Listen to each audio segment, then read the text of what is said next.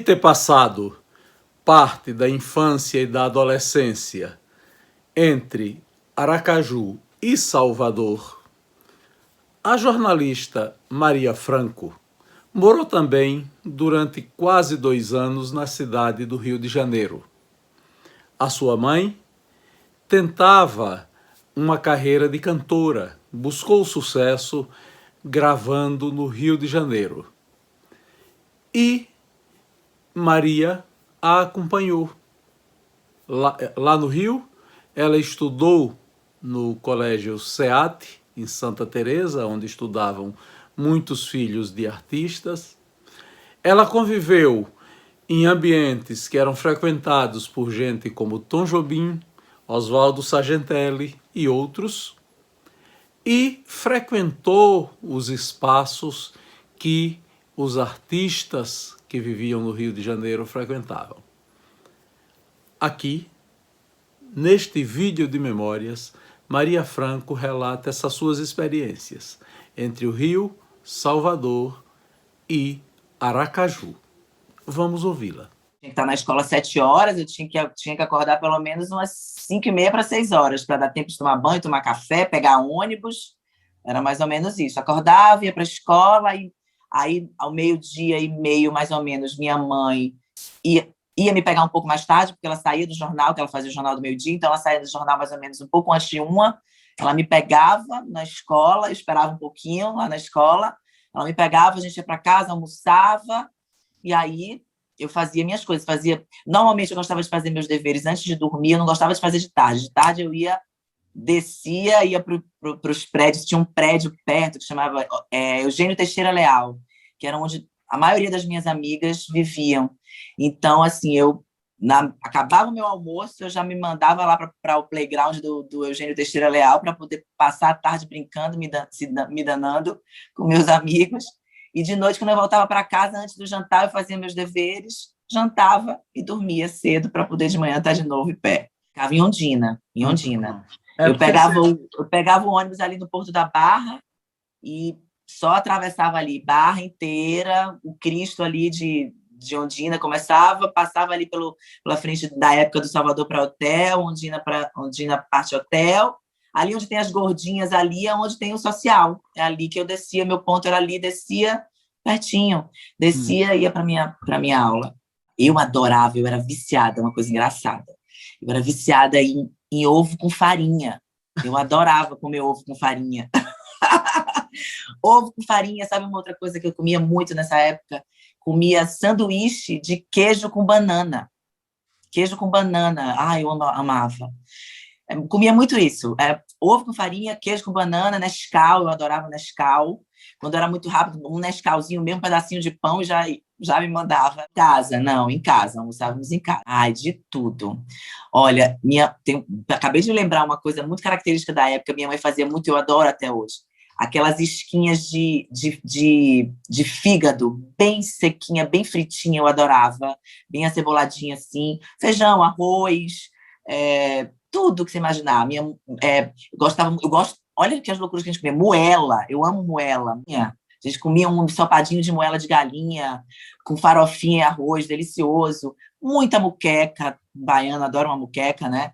Muita muqueca em casa, muito lombo, aquele lombo bem com aquele molho gostoso, que a gente comia normalmente com feijão, batata frita da casa de minha mãe, era aquela batata frita que ela cortava bem fininha, assim, que ficava bem crocantinha.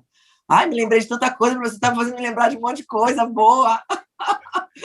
Um monte de coisa boa. Sopa, sempre sopa. Eu e minha mãe somos as taradas da sopa. Eu amo a sopa, aprendi com minha mãe. Minha mãe ama uma sopa. Sopa de cebola é uma especialidade lá da casa de minha mãe. Sopa de beterraba, deliciosa da casa de minha mãe. Sopa de batata, caldo verde, sopa de legumes, canja de galinha que eu adoro. Ai, sopa, muita sopa. A gente tomava sopa. Sempre. É uma coisa que a gente fazia questão de fazer. Era refeições. Na verdade, esse hábito não era só da casa da minha mãe. Era um hábito da casa da minha mãe e da casa do meu pai. Sempre aquela hora da refeição, e eu tento fazer, quer dizer, sempre tentei, e eu acho que consigo fazer isso com meu filho, porque eu acho que é a hora de a gente conversar, falar sobre o que aconteceu o dia, trocar ideia. né? É muito importante isso. Mais cedo ainda, acordava às 5 horas da manhã para poder 6h15, 6h20 no máximo sair do Cafuz, porque o Cafuz também é muito pertinho de Aracaju, né? Em 30 minutos a gente já está em Aracaju, no máximo, se pegar algum trânsito, porque em 20 a gente já está em Aracaju. Então, assim, acordava umas 5 e aí tomava aquele cafezão de fazenda, que tem de tudo, né? Cuscuz, ovo, macaxeira, carne do sol, tem de tudo, né? Tem cafezão de fazenda, é isso. Então, a gente comia aquilo ali, já descia toda arrumadinha de escola, e com lancheirinha da escola, que na época, quando eu morava aqui, ainda era muito novinha, então lancheirinha de escola, e pronto, ia para a escola, pegava um motorista, levava a gente, e pronto, aí começava o dia. Saía da escola, casa de minha avó Maria, na Praça Fausto Cardoso, almoçava lá, ficava um pouquinho lá brincando com os primos, que a casa ficava assim cheia de primos, porque todos os primos iam almoçar lá, depois da escola, todo mundo ia. Então, todo mundo almoçava e todo mundo também, ao mesmo tempo, ia para a banca. E de noite, todo mundo voltava igual para a casa da minha avó e tomava aquele cafezinho gostoso lá na casa de minha avó, que era um cafezinho assim, tipo lanche da tarde, porque quando a gente chegava no Cafuz, a gente comia de novo. A gente jantava de verdade de novo. No Cafuz dormia, porque já estava acabado. A gente já ia no carro meio que troncho de sono. Juntos? Todos juntos, todos juntos, todos juntos. Às vezes, meu pai, um pouco menos, meu pai sempre foi dormir oco. Meu pai gostava de dormir muito. E a gente acordava muito cedo. Então, meu pai, às vezes, falhava, assim. Mas, normalmente, todo mundo junto. Casa de minha avó Maria. Minha avó Maria, todo mundo comia na casa dela. Não só a família, como um monte de gente da rua, né? Ela alimentava aqueles lavadores de carro, todo mundo ali, né? Então, assim, na casa da minha avó era banquete todo dia, Jorge, todo dia. Era tipo assim, panelão de banquete. Então, tinha de tudo, você imaginar. Do feijão, à carne, ao frango, ao peixe, ao macarrão, à salada, a tudo. Tinha para todos os gostos. Assim, normalmente, por exemplo, e quando eu olhei da minha avó, era mimava tanto a gente, que, por exemplo, quando a gente já estava enjoado, não aguentava, mas, minha avó, não aguento, não gostei de nada aí, não quero nada disso. Eu quero pedir um chinês. Minha avó ia e pedia o chinês, imagina. Olha, nós éramos muito mimados por minha avó e meu avô. Muito, muito. Tudo que você imaginar, beijozinho molhado. Minha avó fazia o que ela chamava de mantinha, que era um bifinho na manteiga, assim, que ela fazia só quase cruzinho por dentro, fazia que eram deliciosos, que a gente botava com pão, botava dentro daquele pão Jacó, que era o pão Jacó ali daquela padaria, que até hoje eu não conheço pão igual, daquela padaria que tem ali na Catedral. Aquele pão era incrível. Aquele pão era maravilhoso. A gente botava a mantinha ali dentro com queijo. Era isso. Café com leite, muito café com leite, minha avó. A cara do café com leite, minha avó. Café com leite. Aquele café pingado, muito leite e o café pingado. Ai, tanta coisa. Bolacha creme cracker com aquele queijo de goiabada caseiro, assim. Aquela bolacha creme cracker, a gente fazia o sanduíche de bolacha creme. Ai, meu Deus, está me fazendo lembrar tanta coisa, meu Deus. Comia, porque já tinha o jantar lá pra gente, né? Aí era mais cuscuz, ovo. Às vezes, a gente gostava muito de pizza. Eu e meus irmãos gostavam muito de pizza. E a nossa funcionária lá do Cafuz aprendeu a fazer pizza, então ela fazia aquelas pizzas caseiras deliciosas. Quando a gente chegava, tinha pizza, a gente podia estar com a barriga cheia que fosse. Você acabava na pizza. R$ 89,90 lá no Rio. Foi 89. Vivemos ali, chamam de Selva de Pedra, que é ali na frente do Clube de Regatas Flamengo, ali no Leblon, sabe? Só que é aquela praça enorme, que é cercada de prédios, que tem bem na frente do Clube de Regatas Flamengo. A gente morava ali. O nosso prédio, inclusive, era na frente da entrada do clube. Na frente, bem na frente, bem na frente, bem na frente. Foi uma época maravilhosa, maravilhosa. Adorava. A gente morava ali bem pertinho do Scala, bem pertinho da churrascaria, daquela churrascaria do Sargentelli, como era o nome? Panorama. Só vivia os artistas todos, Tom Jobim, todo mundo só vivia lá. Assim, enorme. Era maravilhosa, maravilhosa. Olha, eu vivi uma época maravilhosa do Rio de Janeiro. Maravilhosa. Muito linda. Muito linda, que é uma escola lá em Santa Teresa, que é uma escola, sempre foi uma escola super cosmopolita, uma escola que começou, inclusive, essa coisa dos cara pintada, foi no SEAD que deu início a essa coisa. Era lá em Santa Teresa, é um castelo lindo, inclusive, toda vez que tem locação de coisas antigas, de castelo, não sei o que, sempre é lá no SEAD. É uma escola de artista, onde estudou a filha de Leila Diniz, estudavam as filhas dos artistas todos. Minha mãe quis me botar lá por causa disso, claro, né? E ela conseguiu, que era super, hiper, mega difícil, muito difícil, muito difícil, muito difícil, mas ela mexeu lá os pauzinhos dela e ela conseguiu. Eu estudei lá e foi também incrível. Até hoje eu tenho contato com grandes artistas. Por exemplo, eu estudei com a Mara Maltner, por exemplo, que é uma das maiores diretoras da Rede Globo, uma pessoa incrível, uma menina que vivia na minha casa, a gente brincava muito, assim, uma menina incrível, que sempre foi muito criativa, sempre foi muito diretora mesmo, sempre que mandava em tudo, sempre dirigia tudo. Tinha que ser diretora mesmo, porque ela sempre teve muito talento, desde pequenininha. Romântico, romântico. Foi na época, comercialmente, era isso que foi dito para ela. A RCA fez a proposta para ela cantar romântico, que era muito naquela fase da época de Fábio Júnior, né? Dessas coisas de Fábio Júnior, dessas novas cantoras que estavam surgindo, tipo que era um outro nível, que não foi essa no nível da minha mãe, mas que era aquela Rosana, era aquela menina, cara, tanta gente que eu não me lembro agora, mas assim, foi romântico, o estilo romântico. Você lembra? Ela fez até muito sucesso aqui uma época com uma versão que era de Never Say Goodbye, que era Nunca Diga Adeus, era Never Say Goodbye, e ela fez Nunca Diga Adeus, por aí, inclusive em Aracaju. Aracaju ela fez muito sucesso, fez até clipe na TV Sergipe, eu me lembro. Ela fez aqueles shows que teve naquele Eco 92, ela fez tanta coisa, ela fez show, sim, fez muita coisa lá no Rio. Mas minha mãe era rata de programa. Ia toda semana para São Paulo, gravar Mara Maravilha, gravar Silvio Santos. Toda semana ela ia gravar. Ela passou esses 2 anos da vida dela realmente dedicados a esse sucesso que ela buscou na música durante muito tempo mesmo. Batalhou bastante. Cara, não sei te responder isso. Eu acho que os dois tinham um equilíbrio muito grande, assim. Mas eu acho que a figura da minha mãe sempre foi uma pessoa muito, muito comigo, muito responsável como mãe, entendeu? Então ela sempre foi durona comigo, assim, sempre foi bem durona, assim. Eu acho meu pai mais flexível, assim. Então o tempo que ele ficava comigo, ele mais queria me agradar, entendeu? E minha mãe era, como ela estava mais tempo comigo, então me botava na real, sabe? Meu pai até hoje diz que eu morro de medo da minha mãe, mas não é verdade, eu não morro mais de medo da minha mãe, mas eu tenho um respeito gigantesco, por ela, gigantesco. Meu pai é a pessoa mais fácil de se lidar e a mais difícil de se lidar. Ele fala o que ele pensa, às vezes magoa porque ele fala o que ele pensa. E, ao mesmo tempo, ele é dócil, entendeu? Ao mesmo tempo que ele é autoritário, aquela coisa, 2 minutos depois ele já parece que não disse nada do que ele acabou de falar, entendeu? Então, assim, perde completamente a moral. Ele perde completamente a moral. Meu pai tem uma personalidade muito fácil, muito... Quem convive no dia a dia com ele sabe que é difícil conviver, mas, ao mesmo tempo, é bem fácil. Se tiver um pouquinho de inteligência emocional, tira de letra total. Eu acho que a minha inteligência emocional vem daí. Vem desse aprendizado, dessa paciência que eu tive com ele. De aprender a lidar com esses rompantes dele. A mãe é hiperativa. Minha mãe não consegue ficar parada. Minha mãe é uma mulher extremamente criativa. É uma mulher batalhadora, muito batalhadora, sabe? Onde ela coloca uma coisa na cabeça, ela tenta até o final, pode até não conseguir, mas ela tenta até o final.